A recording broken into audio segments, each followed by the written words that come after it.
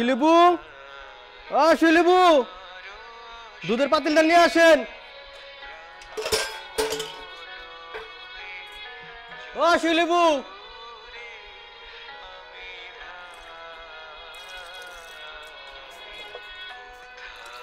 ও ফুফু ভালো আছেন? হ্যাঁ।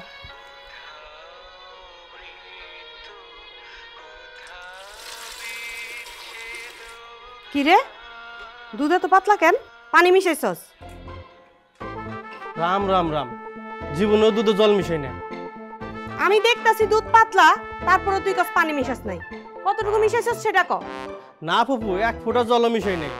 গরু হন কাঁচা ঘাস খায় না তো, তাই দুধটা পাতলা হয়ে গেছে। ফুফু, পুরা সপ্তাহ টাকা বাকি, টাকাটা দিয়ে যান।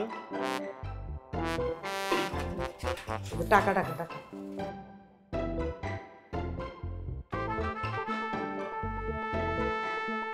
ধর। এটা কি দিলেন? 100 টাকা মাত্র। যা দিছি তা লয়া ভাগ। আজকে আমি দুধ খায় দেখি, যদি পাতলা হইছে তাহলে বাকি টাকা কিন্তু পাবি না। জমিলা, এই জমিলা, আইতাছি ভাইজান। পুরো টাকা না দিলে কিন্তু আমি শিলিপুরে কই দিমু। কইয়া দে, তো সিউলিব কসু করতে পারবো। এই জমিলা, জমিলা,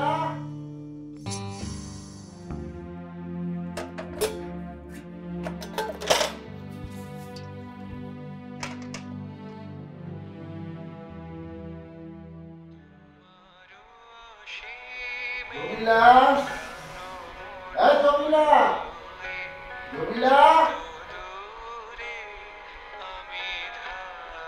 ভাইজান ডাকছেন?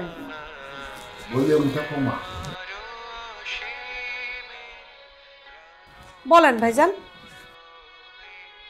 কেন বাহাস করতেছিস? টাকাটা দিয়ে দে। ভাইজান, আপনি জানেন না, মাখন একটা ফাজিল পোলা। ও দুধের মধ্যে এতগুলা করে পানি মিশায় যে ওই দুধ আর খাওয়ান যায় না। 70 ভাগ দুধ দে, 30 ভাগ পানি দে না। ও 70 ভাগ পানি দিব আর 30 ভাগ দুধ দিব। মালা যাওয়ার আগে ভাবছিলাম মালার একটু পায়েস কইরা খাওয়ামো, মায়াটা পায়েস পছন্দ করে। ওর ওই দুধ দিয়ে পায়েস বসাইছি, হয়ে গেছে যাও। জমিলা, তুই তো জানিস না, দেখি শোনাই, মাখনের দাদা আমাদের বাড়িতে দুধ দিত, তারপর ওর বাবাই দুধ দিত আমাদের বাড়িতে। এখন বাপ নাই, তাই ছেলেটা ওর বাপের কাজ করে। ওই পরিবারের প্রতি আমাদের সবার খুব মায়া, খুব মায়া, খুব বিশ্বাসী ওরা। আমার বিশ্বাস না, ভেজাল দিব না, ভেজাল দিব না। ভাইজান, আপনি সহজ সরল মানুষ তো, তাই আপনি সবার এরকম বিশ্বাস করেন। এত বিশ্বাস করেন ঠিক না। ওই শিউলি কই? শিউলি, একটু ডাক দে তো শিউলিরে। ওমা, শিউলি কি এই সময় বাড়িতে থাকে? ওনার টিউশনিতে গেল, আর যাওয়ার আগে তো আপনারা বইলাও গেল। ও হ্যাঁ, তাই তো, আমি তো ভুলে গেছি। আচ্ছা, এই আজকাল না আমার এই ছোটোখাটো বিষয় এই মনেই রাখতে পারি না। মরণের আগে মনে হয় প্রত্যেকটা মানুষের এরকম হয়। ভাইজান, আপনি এসব কি কথা বলেন? আপনার বয়স হয়েছে এখনো, আপনার এসব ফালতু কথা আর বলা লাগবে না।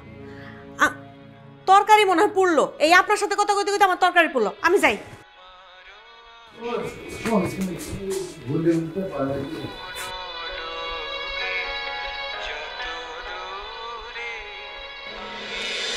শিউলিমালা টিভিতে প্রচারিত হওয়ার পূর্বেই সম্পূর্ণ নতুন এপিসোড দেখুন শুধুমাত্র দীপ্ত প্লেতে।